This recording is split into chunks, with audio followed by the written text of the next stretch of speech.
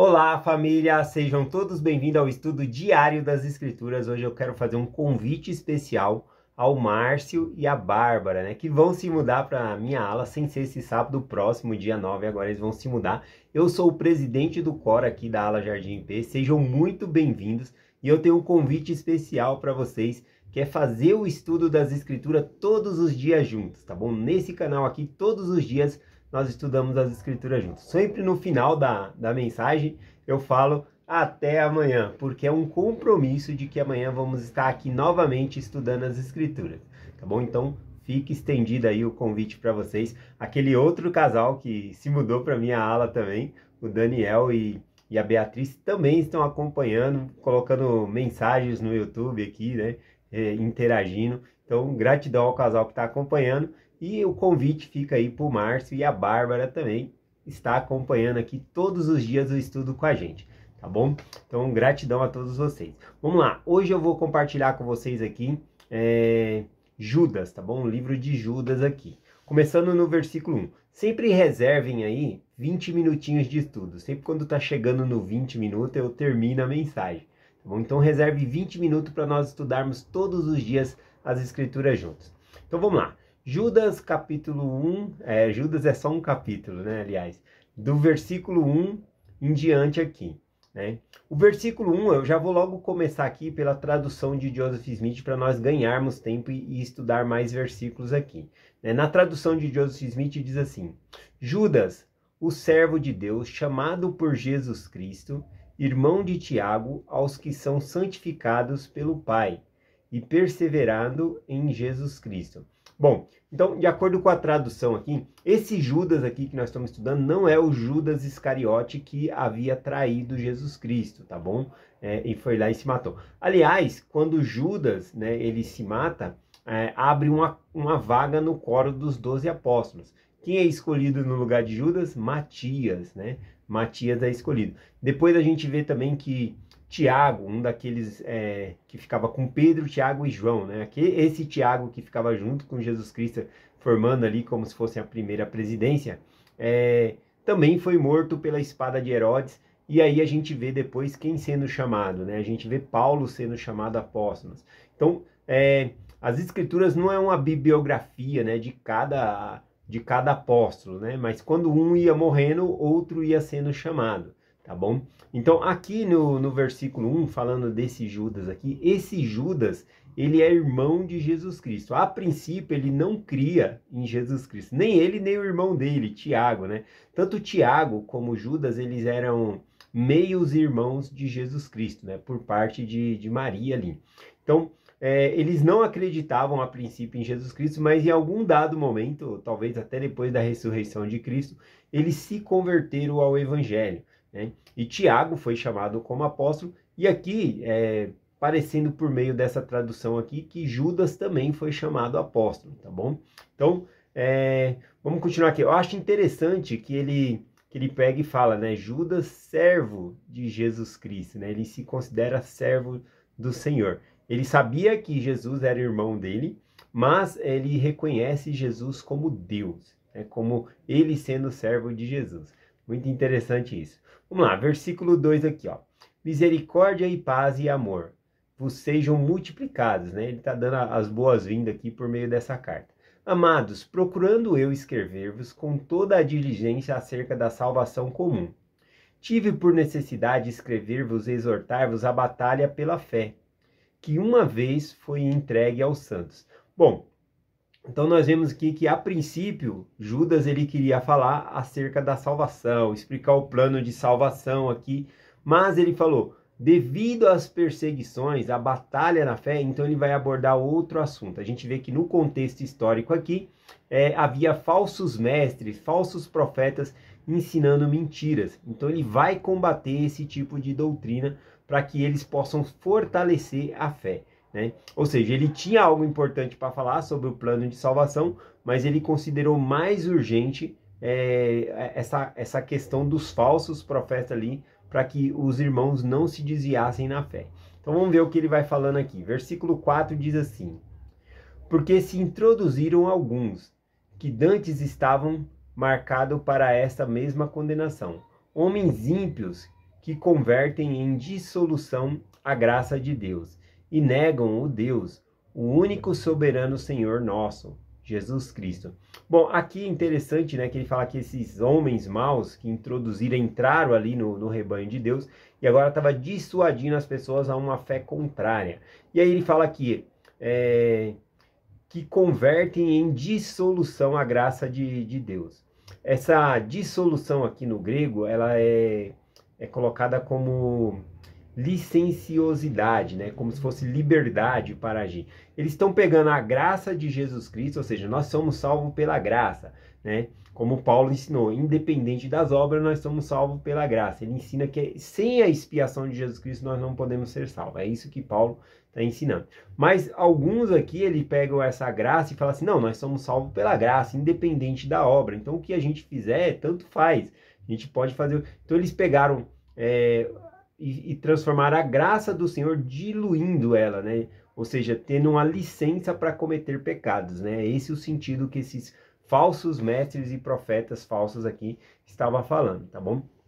Mas, né, como Jesus Cristo ensinou, conhecei a verdade e a verdade vos libertará, né? E agora, liberdade não é libertinagem, né? Libertinagem é pecado. Então, ter liberdade para agir é uma coisa, libertinagem é outra, né? Aliás, Deus, ele põe limites. Liberdade não significa poder fazer qualquer coisa. Ele põe limites estabelecidos para que nós possamos andar dentro do Evangelho. Então, a demonstração de amor de Deus por nós também está nos mandamentos, porque ele nos dá mandamento justamente para nos proteger contra as coisas ruins, né? Então nós ficamos protegidos quando nós guardamos os mandamentos. Então os mandamentos é uma prova de amor do Senhor. Vamos continuar aqui, né? O versículo 5, né, ele vai falar aqui sobre, olha, não se esqueçam, né? Porque ele está falando aqui dos falsos mestres, mas também tem aqueles que vão acreditando nesses falsos mestres, né? Nessas falsas doutrinas. E por isso podem perder a própria salvação ali. Então veja só aqui no versículo 5, né? Ele vai dando alguns exemplos aqui, ó. Porém quero lembrar-vos, ou seja, não esqueçam, né? Como a quem já uma vez soube isso, que havendo o Senhor salvo um povo, tirando-o do Egito, destruiu depois os que não creram. Isso está lá em Deuteronômio capítulo 1, versículo 35, mencionando que Deus havia tirado o povo do Egito, mas o povo não creu na hora de entrar na terra prometida. Então eles voltam para o deserto. Aquela geração toda vai morrer ali, ele não permitiu eles entrarem, tá bom? Aquela geração toda morre ali, só quem vai entrar é Josué e Caleb, né? Então esses morreram. Por quê? Porque não creram. Então o exemplo que Judas está dando aqui é o seguinte: os que não creem vão ser condenados. É o mesmo Deus de antes, é o mesmo Deus agora. Nós precisamos crer. Então ele está fazendo essa batalha da fé aqui para que os membros da igreja eles não se desviem por meio daquelas pessoas que estavam pregando ali a libertinagem como se fosse a liberdade que Cristo havia dado a eles. Tá bom? Vamos lá, versículo 6, ele deu o exemplo aqui dos israelitas no deserto, né, que saiu do Egito. Agora ele vai dar o exemplo aqui no versículo 6 sobre os anjos que estavam no céu, né? Ou seja, Lúcifer e seus anjos que foram expulsos. Ele diz aqui no versículo 6, e os anjos que não guardaram o seu estado original, mas deixaram a sua própria habitação, reservou debaixo da escuridão, em prisões eternas, até o juízo daquele grande dia.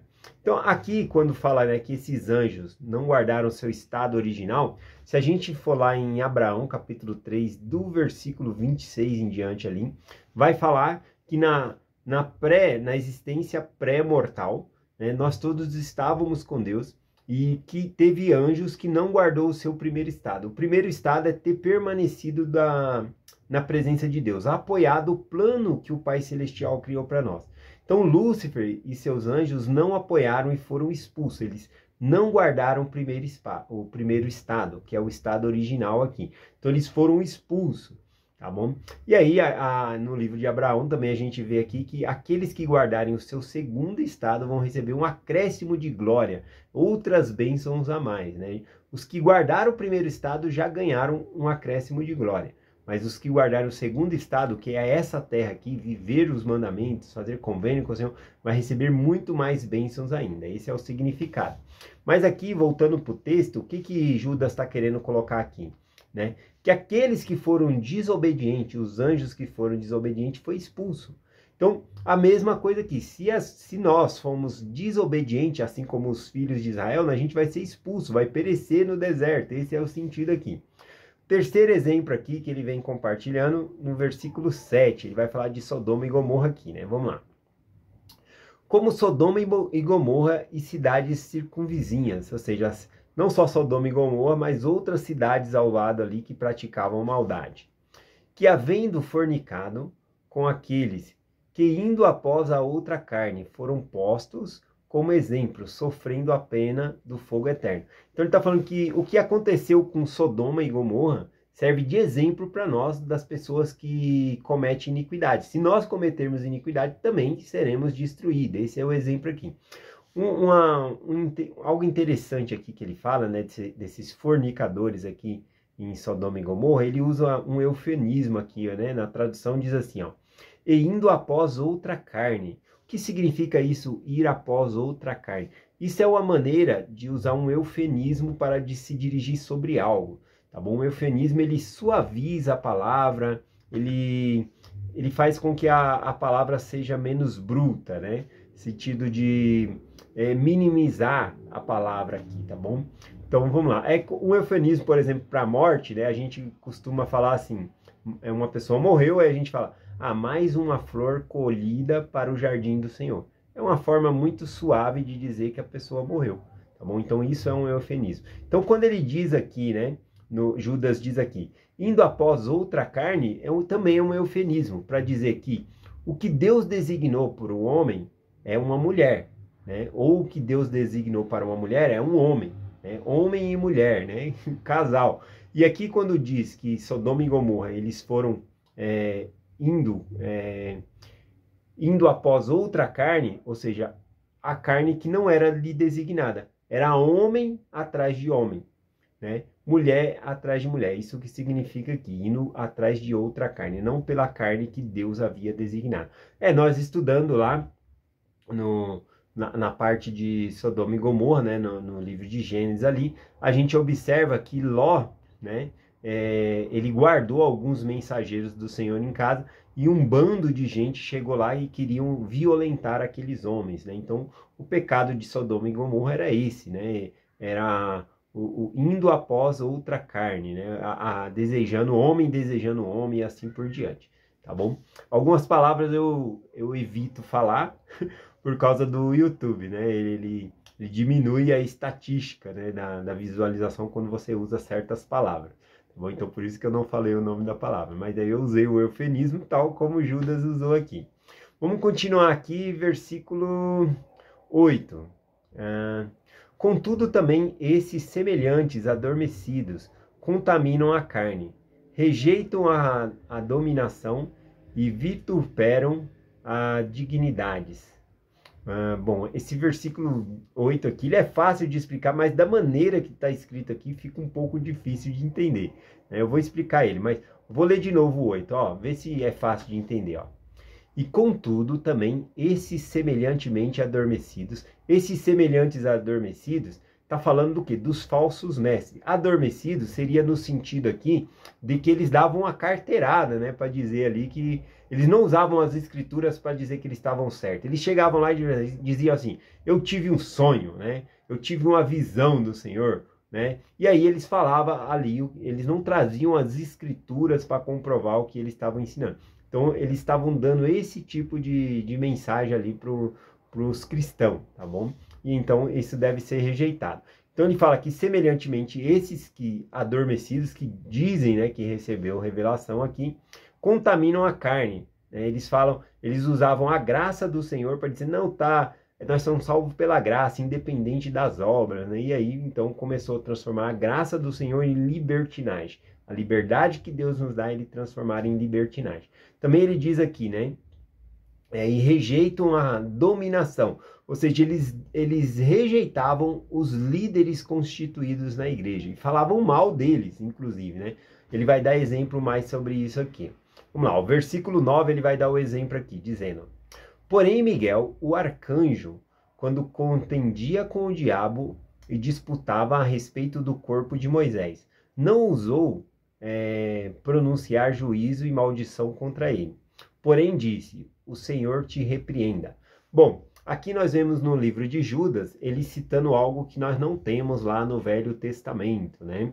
Que é sobre Miguel contender aqui com o diabo a respeito do corpo de Moisés. O que está acontecendo aqui, né? Existe um livro que são apócrifos, que não entraram para as escrituras. Esse livro aqui se chama A Ascensão de Moisés, que tem essa história aqui. E diz que, lá nesse livro, diz que Moisés morreu, né? E aí o diabo estava disputando o corpo dele com Miguel. O que o diabo queria fazer? Ele queria pegar o corpo de Moisés, trazer para baixo aqui, né? E fazer os israelitas adorar. Assim os israelitas eles não seguiriam Josué, né? Bom, aqui é um apócrifo, tá bom, gente? Aqui Judas ele está usando um exemplo, tá bom? Mas não significa que esse apócrifo é algo verdadeiro. Aqui tem uma dificuldade de compreensão. Eu vou até passar para vocês aqui que isso é a maneira que eu compreendo essa escritura, tá bom? Eu assisti os outros canais que também trazem a designação dessa semana e eles não trouxeram esse versículo aqui. Mas como que eu vejo esse versículo? Judas ele cita esse ascensão de Moisés, essa história, né? Mas para trazer o exemplo aqui sobre não falar mal do outro, né? Não significa que o livro Ascensão de Moisés ele é escritura, né? Aliás, eu recomendo vocês vão aí em Doutrina e Convênio, seção 91, que Joseph Smith, querendo traduzir os apócrifos, né, essas escrituras que não estavam na Bíblia, o Senhor falou que não tinha necessidade dele traduzir, porque quem estudasse esse apócrifos, né, eles teriam discernimento, né, por meio do Espírito para descobrir o que é verdade e o que não é. Uma coisa que a gente pode saber se é verdade ou não é se está de acordo com as escrituras. Se não está de acordo, aí você rejeita, né? Se não está de acordo com os ensinamentos dos profetas e apóstolos, você rejeita. Ó, isso aqui está errado, né? Mas se está de acordo, aí você aceita. Então, o próprio Senhor, na seção 91, ele fala sobre isso, tá bom? Então, você pode se amparar ali para entender melhor sobre os apócrifos aqui. Aqui, eu acredito que essa parte que fala de disputar o corpo de Moisés, eu acho que foi um acréscimo conforme fala em Doutrina e Convênio, né? Que na maioria dos casos está correto os apócrifos, mas muitos acrescentaram coisas ali nos livros apócrifos. E aí, então, fica difícil de você discernir o que é a verdade e o que não é ali, tá bom? Mas por que eu acho que não ter? Esse aqui, ele está citando um apócrifo que foi algo aumentado, né? Por quê? Porque Moisés, ele não morreu, né? Ele foi sepultado pela mão do Senhor. Lá em Deuteronômio, falando ali sobre o sepultamento de Moisés, fala que não achou lugar que ele foi sepultado, né? E também no Monte da Transfiguração, em Mateus 17, nós vemos que Moisés aparece a Jesus Cristo, Pedro, Tiago e João. Moisés e Elias. Elias também foi arrebatado ao céu sem experimentar a morte.